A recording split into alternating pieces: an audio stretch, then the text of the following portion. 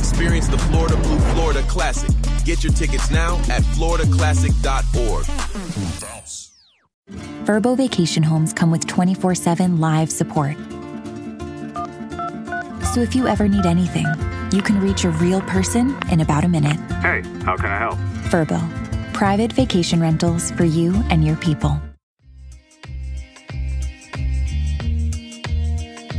Welcome to 3 Yards Per Carry, a podcast covering the Miami Dolphins and the NFL.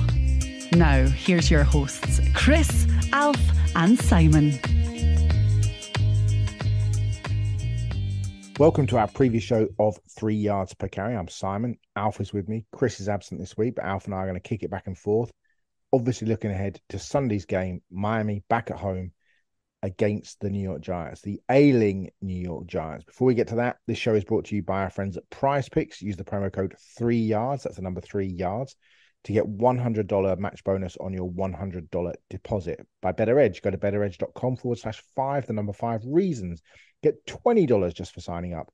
By GoPuff.com, use the promo code WELCOME 1010 get $10. $10. Do you use dollars or dollars, Alf? Dollars. Get $10 off your first 10 orders. By factormeals.com, use the promo code 3, the number 3 Yards Per Carry 550 for 50% off your first order. And of course, we welcome them back on Monday night. Our old friends at Manscaped. Haven't had my new Manscaped lawnmower-y kind of thing. Alf, have you had yours yet? The beard. No, I haven't gotten that yet. Yet. It turns out that a friend of mine, Matt, and everybody knows him. If you're a member of OnlyFans, he's a member of OnlyFans. He's the account executive, which is a fancy way of saying that he's the one who got me this account and got the network this account. He's the one who's in charge of getting us all of these goodies and all these. Hey, Matt, hook us up, buddy. I've got a beard. Chris, unfortunately, he is currently in Turkey, and next week he'll be in Greece. I mean, I don't need to hear this. Like, he should have sorted this shit out before he went on holiday.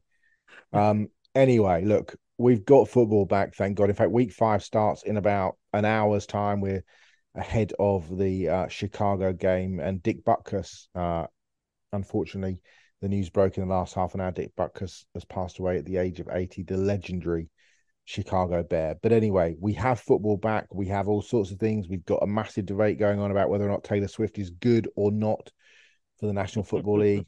She's good. It's great. Like, just embrace it. I don't understand why people would even give 2 hoots whether or not there's a bit of coverage about Taylor Swift. Very quickly, Simon, Dick Butkus, the consensus greatest middle linebacker of all time. And it's never been any closer.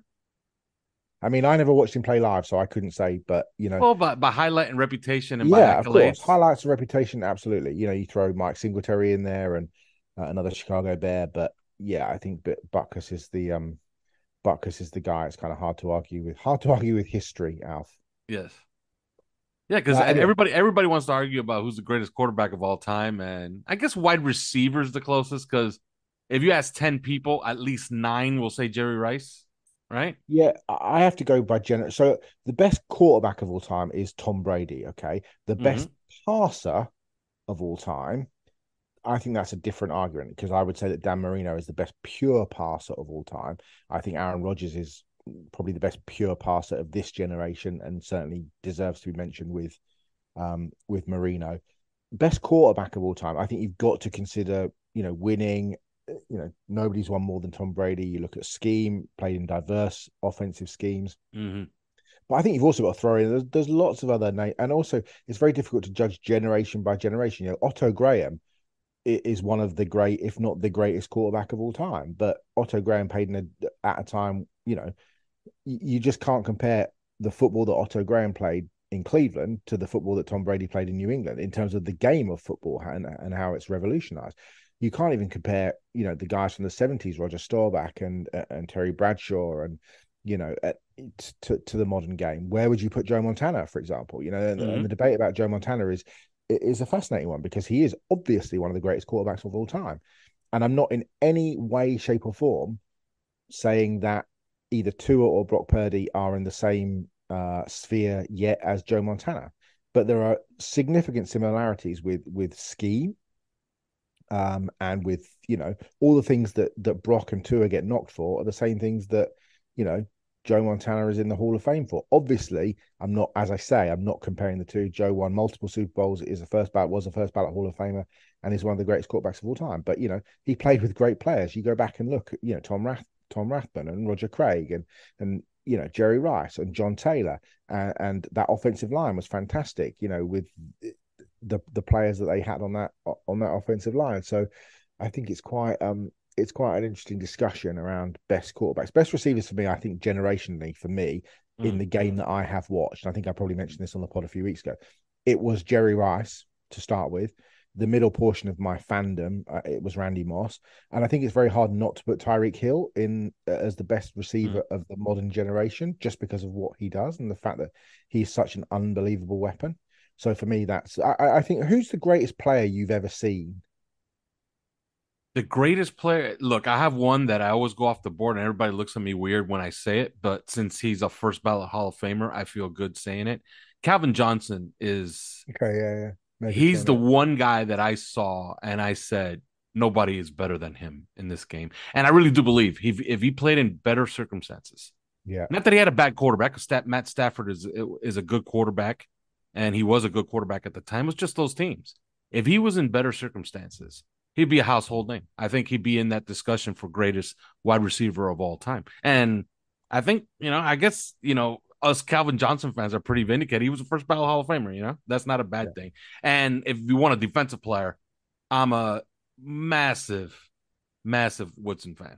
Like, I think Charles Woodson, in my opinion, was one of the best. Charles. Yeah, Charles Woodson. Rob Woodson's great too. Another first ballot Hall of Famer. But Charles Woodson, in my opinion, is one of the best defenders I've ever seen. Because it's hard to go from all pro shutdown corner to becoming one of the best safeties of all time. So those are my two guys. I would say Lawrence Taylor and Deion Sanders, I think, are the best two players I've ever seen. Yeah, absolutely. I would agree with those for sure. Hard to argue with any of those. There really is.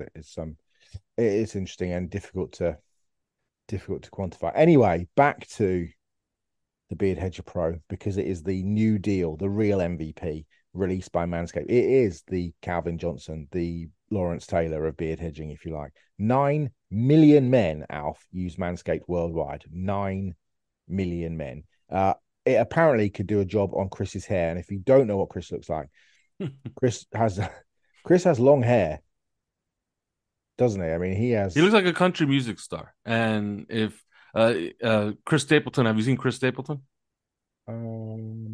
I know the name, and I probably have seen him. So he's a huge country music star right now, and he's the one. Oh yes, I do know. He's the one that does the Monday Night Football very appropriately. Oh yes, okay, of course. He does the Monday Night Football entry. Chris looks like that dude. Yes, he does.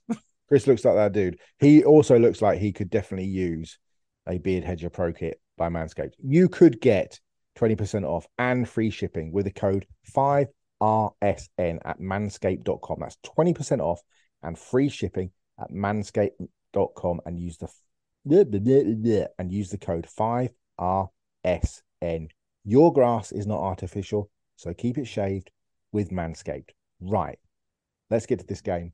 Let's start with when the Dolphins have the ball on offense. We've seen Wink Martindale out this evening talking about how, his wife phoned him last night to say she was worried about him. Is he getting enough sleep? And he was like, yeah, I sleep like a baby. I have 2 hours and I wake up crying, worrying about this team. He was very complimentary about McDaniel, very complimentary about the speed, very complimentary about Tua. And this is a team, generally the Giants, who are kind of ragged and on the ropes, especially on offense, but it's not been going well on defense either, has it? Where is this game going to be won for the Dolphins if they because to me it feels like a game where they could score 40, 50 points potentially if things go well for them. Well, this is one of those games, and I hate to be the guy to remind people of like good takes, but I told everybody that Denver had the Dolphins had a schematic advantage against the Denver defense, and that I wouldn't be surprised if they put up 40 points. They put up 70.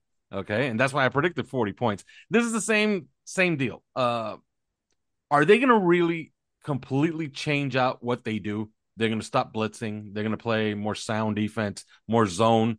I doubt it. It's not what they do. They're going to have to mix in some of that. And Tua Tagovailoa has just been absolutely sublime against the blitz this year. Big plays should come against it, and I do expect a few. It'll be a little bit different than what you saw against Buffalo. I actually didn't mind the Dolphins' offensive performance against Buffalo. It's just they were fighting the scoreboard. If they stay on schedule, I think that they get right around that 30-point margin against a really good defense and probably the best defense in football. So I didn't really mind their offense, but it was much more methodical. I don't think it's going to be too methodical against the Giants. I think this could be one of those situations where you might see one methodical, 7 or 8 play drive, and the rest could be 2 or 3 play drives that just hit on the unfortunate cover zero that Wake Martindale throws to his way, and maybe Jalen Waddle takes one to the house. Maybe it's a swing pass. Maybe it's a screen to Achan or Achan. I can't pronounce his fucking name ever since he changed it, by the way. Achan. Achan. Okay, perfect. So it could be any of those things. And I think that this is the type of game where, you're going to look at the summary at the end of the game. You're going to say, whoa, Dolphins had 3 60-yard touchdowns and 1 drive. Yeah, something similar to that. I think they can score in bunches, but very, very, very quickly. Yeah, it's interesting watching this defense because Wink blitzes on 49% of passing downs, which is the highest in the league by a significant amount. Now, is he going to, if you blitz Tua at the weekend like that, you are going to get destroyed. But that has always been Wink's game, and he will have seen what Buffalo were able to do in terms of getting home with 4, in terms of taking away that first read and sometimes taking away the first and second read. And Mike will have seen that as well. Mike McDaniel will have seen that as well. So, there will be a plan for that. So very much kind of a coaching chess match this week away from the field. Obviously, they've got good players on defense, no more so than Dexter Lawrence, the big Clemson nose tackle who played next to Christian Wilkins. But they've had trouble getting to the quarterback. Kayvon Thibodeau's had a slow start to the season. Lawrence is playing his usual high level. And on the back end, they're breaking in a number of new players, but especially a guy who I thought played very well actually on Monday night, and that was the rookie, the first-round pick out of Maryland, Deontay Banks, who I thought played very well against DK Metcalf. They play Cordell Flott. They play a lot of Adoree Jackson. Obviously, our old friend Bobby McCain. The leader of that secondary, in fact, the leader of the defense, really, along with Lawrence, is Xavier McKinney, a guy that Tua knows very well, obviously from Alabama. But the one guy that kept flashing to me, and I've seen the Giants 3 out of their 4 games this season, and not necessarily because he's an outstanding player, but he's kind of a functional player. But what he does always do well, and he did well at Stanford, he did well in Indianapolis, and he does well with the Giants, and that's Bobby Okereke, or he's changed the pronunciation of his name, but we all know who I mean. In terms of how he plays and how he knifes through in outside zone runs, which he reads very well. He had a couple of big stops, knifing into the backfield, taking really good angles and getting to the ball carrier with speed. But to me, this just looks like a team that is absolutely ripe for the picking. And Wink is a great defensive coordinator, has been a great defensive coordinator, but boy, if he's blitzing on 49% of Tua's throws, I mean, that score could be anything. Yeah, I completely agree. And as far as the talent on defense, I'm with you. Even Isaiah Simmons, a guy who kind of busted out of Arizona, they found a home for him here. They play him on 3rd downs, and he's actually paid. He's paid some dividends, and it's hard to say that about a team that's 1-3. But their defense has had its moments, especially in that comeback against the Cardinals. And Isaiah Simmons on 3rd down has actually been pretty good. Boogie Basham, who they picked up, has really been essentially nothing. But they have a lot of talent. I'm with you again. This is a really talented group. If you just look at it from top to bottom and you project a little bit, because you got to have a little faith in Deontay Banks. I really liked him coming out, but you got to have some faith. He's only played a couple of games. Adoree Jackson's a guy that they actually trust a lot, especially with the bigger nickels. The bigger slot receivers in this league, like they'll let him travel all over the field. They did some last week with Tyler Lockett, as Seattle is want to use Lockett in the slot. They matched them up, and he had some success in the second half. But yeah, you're right. Everything's up front. Dexter Lawrence is an absolute stud. Leonard Williams, we know about him, and Kayvon Thibodeau, is a guy that has steadily improved in this league, and his reputation is well earned. He's a really good pass rusher. a little bit one-dimensional, maybe, but really good player. Nunez Roches, like they have a lot of talent on this front seven. Aziz Ojulari is a guy who's had some success in the NFL as well. But I'm interested to see Dexter Lawrence, and hopefully it because this is something I want to ask you about in the second half of this show as we talk about the Dolphins defense. Dexter Lawrence is on the other side, and we know who his teammate was at Clemson. It was Christian Wilkins. Going over Christian Wilkins' games, man, he bet on himself, and he's playing for that contract, and you can't help but think he's losing money by the second or by the snap. And I'll ask you about him in the second half. But well, I'll answer it now. It's I mean, I think I made the point on Monday. I think you're not going to pay it. No GM, and even if Miami trade him, no GM is paying him the same as Chris Jones or Quinn Williams or those guys. You have to on these in the modern game. You have to be able to impact, the passing game from the interior defensive line. He is not a sack guy. He never has been. Never was at Clemson. Never has been in the NFL. He is an all-action energizer bunny, team leader, excellent player. Tackles for losses, run stuffs, all that sort of thing. 100% chasing down the field, special teams, everything. You absolutely want a guy like that on your team.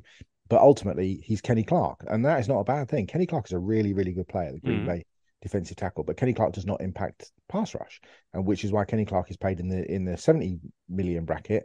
I think he's actually paid 75 million.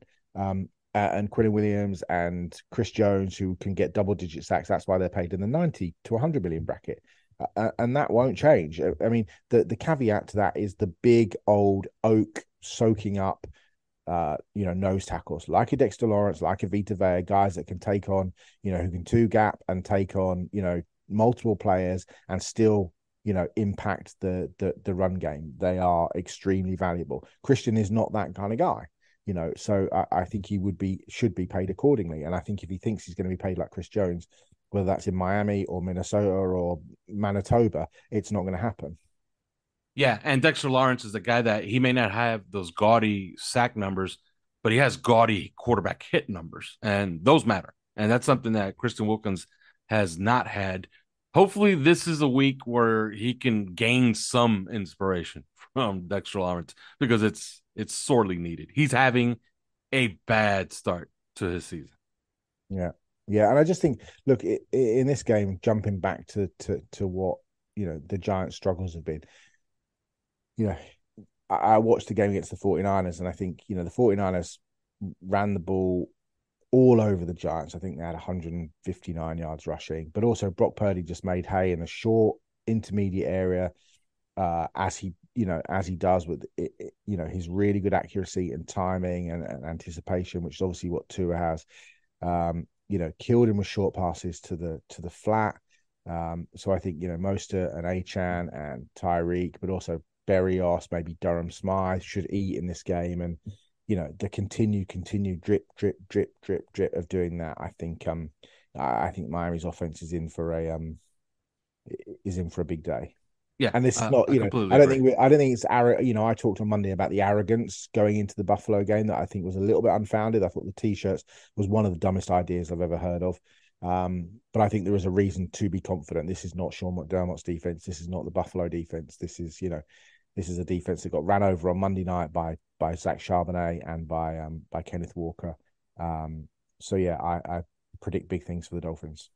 Yeah, completely agree. I think we could go to break here, but on the way out, you just mentioned him, Zach Charbonnet, as advertised, huh? Like we liked him, and like we had a very, very good draft run. If you go back to all our shows, like all those guys are stars now in the NFL. But Zach Charbonnet, wow, right? Yeah, and actually, I think he is the kind of epitome of that Seahawks draft class. When you look at Witherspoon had the absolute monster night on Monday night with 2 sacks, a pick 6, 7 tackles.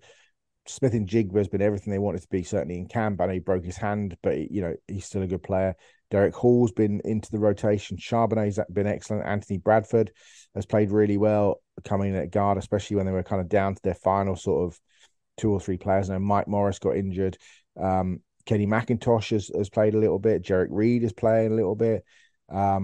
So yeah, it's that's a hell of a draft class for John Schneider and for and for Pete Carroll. But yeah, we will go to break, and when we come back, we will dive into what will happen when the Giants have the ball. Stay with us. It's football season, which means it's Prize Picks season. What is Prize Picks? Prize Picks is the largest independently owned daily fantasy sports platform in North America. They are the easiest and most exciting way to play DFS. It's just you against the numbers. Instead of battling thousands of other players, including pros and sharks, you pick more than or less than on 2 to 6 player stat projections and watch the winnings roll in. Quick withdrawals, easy gameplay, and enormous selection of players and stat types are what makes Prize Picks the #1 daily fantasy sports app. Trust me, Thursday Night Football, the Sunday football slate, Monday Night Football, it's all made better by Prize Picks. Now let me tell you about the Prize Picks reboot policy. For NFL games and college football top 25 matchups, if a player who exits the game in the first half and does not return in the second half, that player is rebooted, which means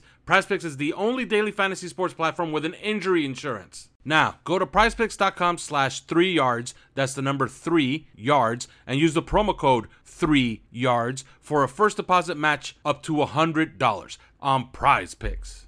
The Florida Blue Florida Classic returns on Saturday, November 18th. Get ready for the greatest rivalry in HBCU sports as the Rattlers and Wildcats meet in Orlando.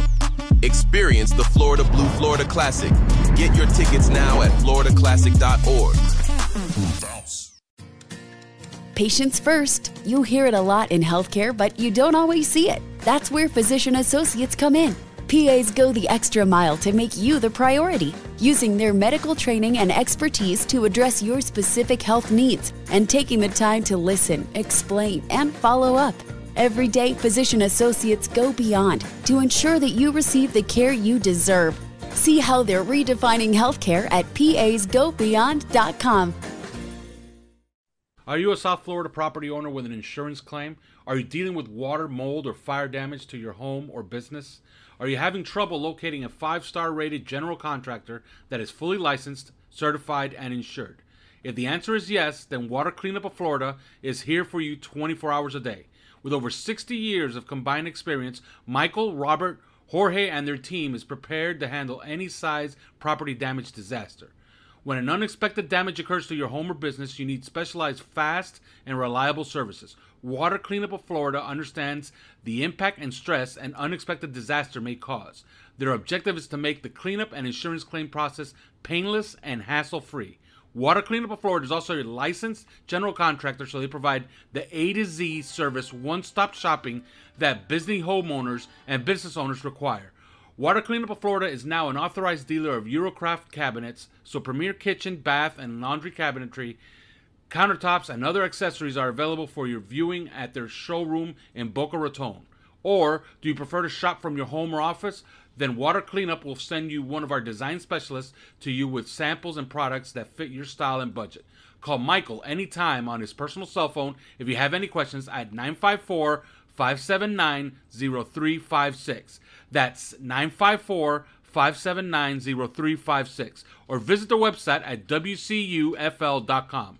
You can follow them on Facebook and Instagram. And please check out their more than 80 5-star reviews on Google and Facebook. Water Cleanup of Florida. If you have the schmutz, they have the guts. I'm Jalen Phillips, and you're listening to 3 Yards Per Carry. Welcome back to 3 Yards Per Carry. It's Simon and Alf. We are previewing Sunday's game at home in Miami against the flailing, ailing New York Giants. They are 1-3 coming off a defeat on Monday Night Football.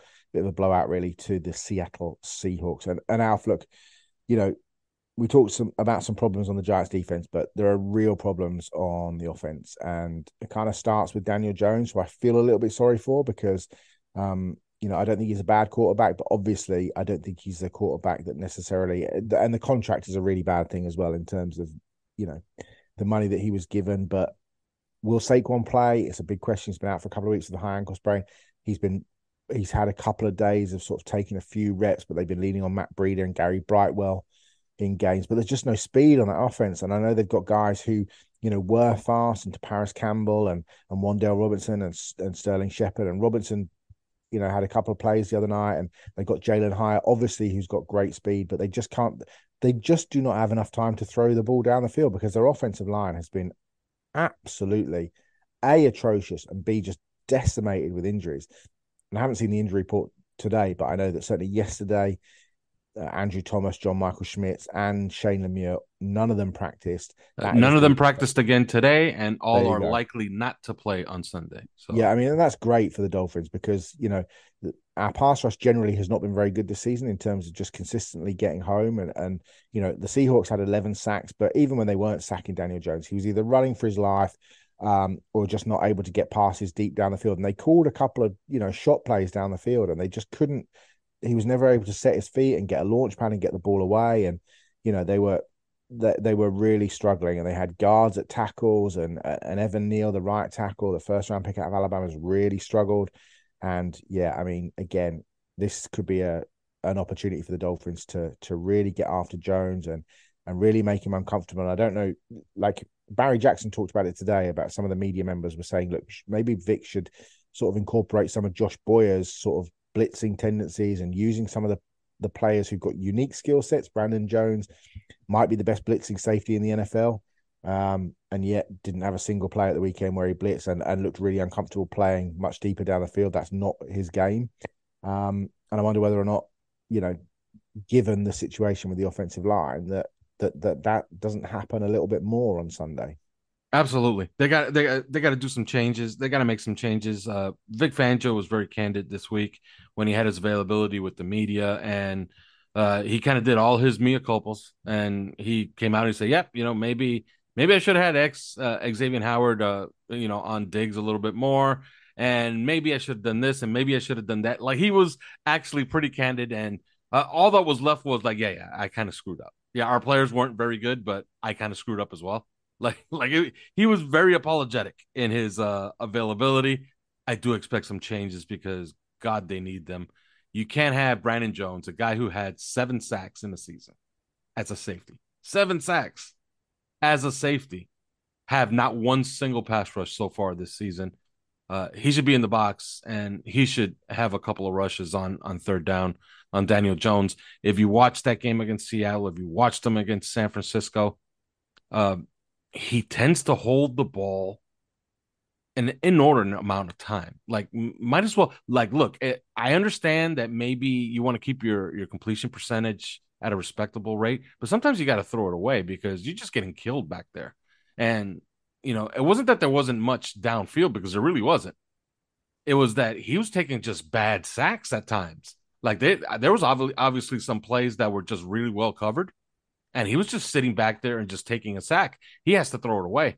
Hopefully that continues. Hopefully that continues for Daniel Jones, and the Dolphins can tee off on him.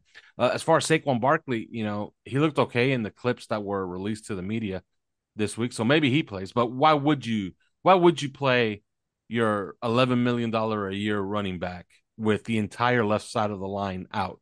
Shouldn't you make your last stand probably next week in New York against the Buffalo Bills? Because it doesn't get any easier for the Giants. So I don't know if he'll play, but I don't think it'll make a difference with all those injuries on the offensive line. They have some talent. Darren Waller is just completely ignored in this offense, and it has to do with that offensive line. They're asking him to help. And when you have an expensive tight end that you want to get the ball to, and all he's doing all game is trying to help your tackles, then you got bigger issues than most. So as far as the rest of the talent on this team, it's, Jalen Hyatt should be something, but he's nothing now. Darius Slayton's a guy I've always liked, and that's a guy that I wanted the Dolphins to put in a bid for last year when he was available. As far as he was available at the trade deadline, and there was rumors that there were certain teams that were all in on it. Buffalo, Dallas, I believe. I wanted Miami to get in on it. I think Darius Slayton's a really, really nice player, but he's another guy who's essentially wasted in this. So nothing really matters on that offense if those 3 guys on the left side of the line will not play. And if they don't play, I do expect a get-right game. And I understand that Mike McDaniel, well, he looked at that, and there was a look of terror on his face when they asked him about, first of all, if you're a media member, please don't do that. Don't ask a head coach of a NFL football team, professional football team, if this is a get-right game, because the other team has the internet and they could see that. So the look of terror on Mike McDaniel's face as he was asked if this is a get-right game should have told you everything you need to know. But let's be realistic about this. This should be a get-right game. And this should be a game where you get your sack totals up and you start to feel a little bit better about yourself. Going into I guess the Alabama championship tournament for the next following 2 weeks. Mm. My one concern about this is that if we don't get home consistently and we don't get home and we allow Daniel Jones, not necessarily to sit and, pick us apart, because that's not really Daniel's game. But what he does do is he has an ability to move the chains using his legs. He's, outstanding running as a quarterback. And the concern is that that's something that the Dolphins have historically not done particularly well against. And, last week's example of Josh Allen is a perfect one. Josh has always killed us with his legs, and you kind of don't want a game to become a little bit tight, and we tighten up because we're not playing very well on defense, and maybe we make a couple of mistakes on offense, as a fumble or as a pick, or a couple of series of 3-and-outs or whatever, and they just pick up sneaky first downs because Jones keeps moving the ball with his feet. That, are you concerned about that? Do you worry about those sorts of things, or do you think that given the state of play of their offensive line, he's just not going to have enough time to set his feet and do anything other than throws in the 15 to 20 yard perimeter rather than bombs down the field to guys like Hyatt?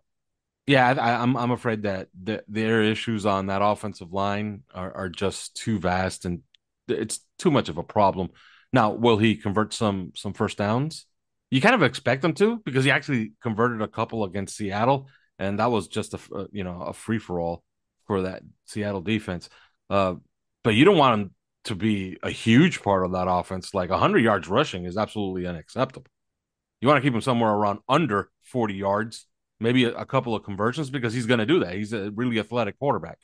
But other than that, man, you got to tee off on that offensive line, and you got to completely short circuit that, because it's not that they're bad just as pass protectors. They're bad in the run game too. So when you have an entire side of your offensive line that's just basically incompetent, and remember, you're missing two really good players, and John Michael Schmidt and Andrew Thomas, who many believe is the best left tackle in football. When you're missing two players like that, and by the way, I really like Shane Lemieux when he was coming out. When you're missing that entire side of your offensive line, you essentially can't run an offense. So you're going to have to start gimmicking things. And I don't know if Brian Daboll is at the gimmick stage yet. Maybe he's hoping for some of these guys to come back from injury. But if he's not at the gimmick stage, then he's going to try to run offense. And if he's going to try to run offense, you can get pretty much the same results that you've seen the last few weeks, which is essentially a run, punt, a run, pass, punt type of offense. And that's just what the Dolphins need at this moment. Speaking of results, then, it is that time. It's prediction time. I hate to say I won again, but I did win again because I predicted that the Bills would win, whereas you two said that the Dolphins would win. So, we might as well just give up now, quite frankly. What are you going for this week? What's your prediction? Dolphins at home, can I say back in the 305, being nearly 50 years old? It sounds like I'm trying to be like something. It is 305 though. Like, I know, no, I'm not that stupid. It's more am I trying to be a hipster and sound like a granddad? They're back in the 305. I'm just going to say it again. Can they beat the New York Giants? And if they can, what will the score be? Yeah, I think that this is one of those comfortable games. Will it look as good as you want it to look? Like, so I understand Jeff Saturday went on ESPN and predicted a 50-10 score.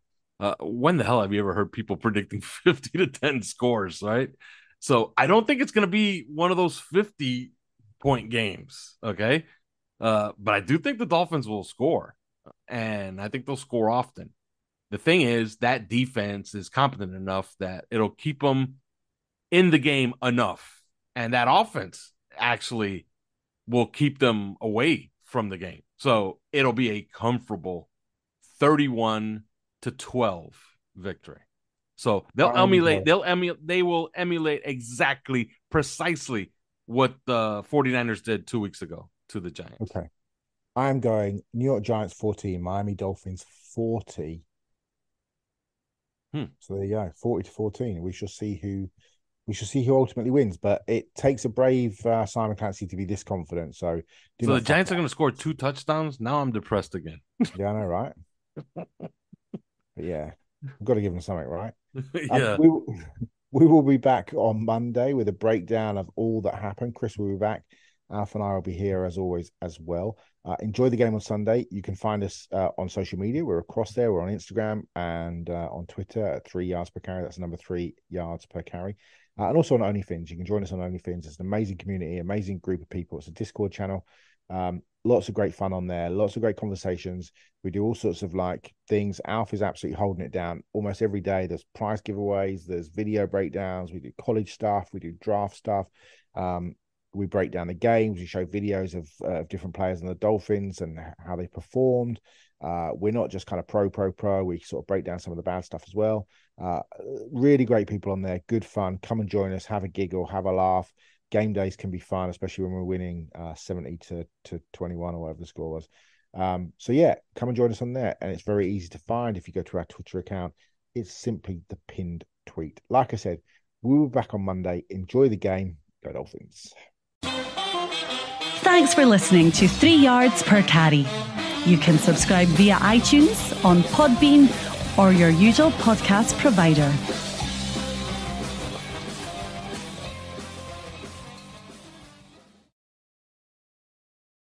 What's better than getting fresh prepared meals delivered to your door before a crazy week? FitLife Foods offers you indulgence without the guilt. With dozens of prepared meal options for breakfast, lunch, and dinner, FitLife has you covered. Visit eatfitlifefoods.com to explore chef-made, perfectly proportioned, ready-to-eat meals delivered right to your door. That's eatfitlifefoods.com. Feed your journey with FitLife Foods. The Florida Blue Florida Classic returns on Saturday, November 18th. Get ready to experience the greatest rivalry in HBCU sports as the Florida A&M Rattlers and the Bethune-Cookman Wildcats meet in Orlando. Don't miss out on the best bands in the land as the FAMU Marching 100 and the BCU Marching Wildcats show up and show out. Every play, every beat. Experience the Florida Blue Florida Classic. Get your tickets now at floridaclassic.org.